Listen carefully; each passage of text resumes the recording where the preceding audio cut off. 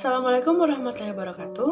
Halo Ibu Tri, perkenalkan nama saya Mugi Channing Tias. Saya sendiri adalah mahasiswa ilmu komunikasi reguler dari kelas E dengan nomor induk mahasiswa 202105302220. Nah, di sini saya akan menjelaskan materi dari mata kuliah Ibu yaitu teori komunikasi.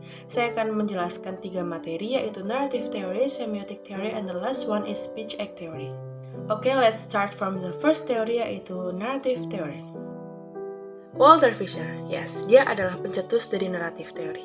Menurut dia, narasi adalah tindakan simbolis yang kata-kata dan perbuatannya punya urutan dan makna bagi mereka yang hidup, menciptakan dan menafsirkannya.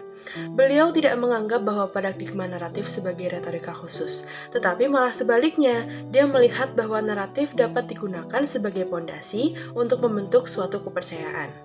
Dan konsep dasar beliau adalah esensi dari sifat dasar manusia adalah menceritakan sebuah kisah. Konsep naratif Fisher sendiri bukan hanya sebuah cerita, tetapi cerita berkelanjutan atau peristiwa yang memiliki awal, tengah, dan akhir, serta mengundang pendengarnya untuk menafsirkan maknanya dan menilai nilainya bagi mereka sendiri.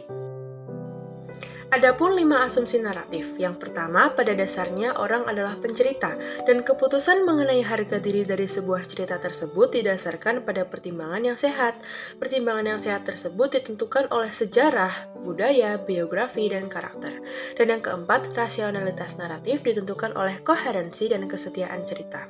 Dan yang terakhir, dunia sebagai suatu kesatuan cerita yang kita pilih, dan lalu kita bentuk kembali menjadi susunan kehidupan baru bagi kita. Oke, let's move to second theory, yaitu semiotic theory.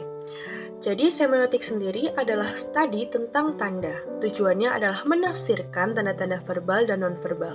Semiotik terdiri atas sekumpulan teori tentang tanda-tanda yang merepresentasikan benda, ide, keadaan, situasi, perasaan, dan mungkin kondisi di luar tanda-tanda itu sendiri. Konsep dasar yang menyatukan tradisi ini adalah tanda yang didefinisikan sebagai stimulus yang menandakan dan menunjukkan beberapa kondisi lain. Adapun konsep kedua adalah simbol yang biasanya menandakan tanda yang kompleks dengan banyak arti. Selanjutnya ada 3 bidang studi utama semiotika. Yang pertama ada tanda itu sendiri. Nah, hal ini terdiri dari berbagai tanda yang berbeda. Cara tanda-tanda itu terkait dengan manusia menggunakannya. Yang kedua ada kode atau sistem mengorganisasikan tanda. Studi ini mencakup bagaimana kode tersebut dikembangkan untuk memenuhi kebutuhan masyarakat atau suatu budaya. Dan yang terakhir, kebudayaan, tempat kode, dan tanda bekerja. Hal ini sebenarnya bergantung bagaimana sih penggunaan kode dan tanda tersebut untuk keberadaan dan bentuknya sendiri. Charles Sanders Peirce. Charles adalah tokoh semiotik yang terkenal dengan konsep triadik. Peirce juga mengemukakan bahwa konsep segitiga makna dengan 3 elemen. Peirce mendefinisikan semiotik sebagai hubungan di antara tanda-tanda dan arti. Tanda tersebut merepresentasikan benda atau sesuatu yang ditunjuk di dalam pikiran si penafsir tersebut. Nah, ini yang disebut dengan segitiga makna, ada interpretan, representamen, and object.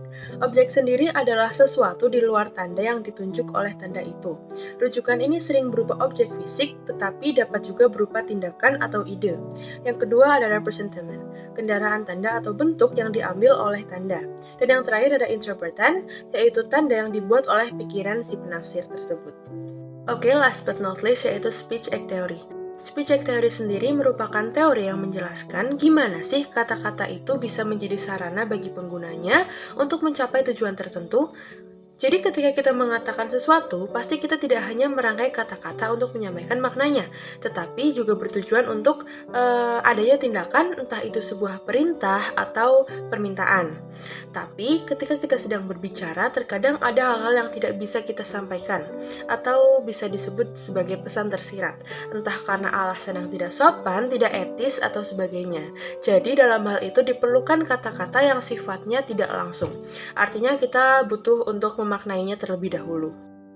Adapun teori-teori dalam speech act theory, yang pertama ada assertive, di mana pembicara sangat yakin atas apa yang diucapkannya.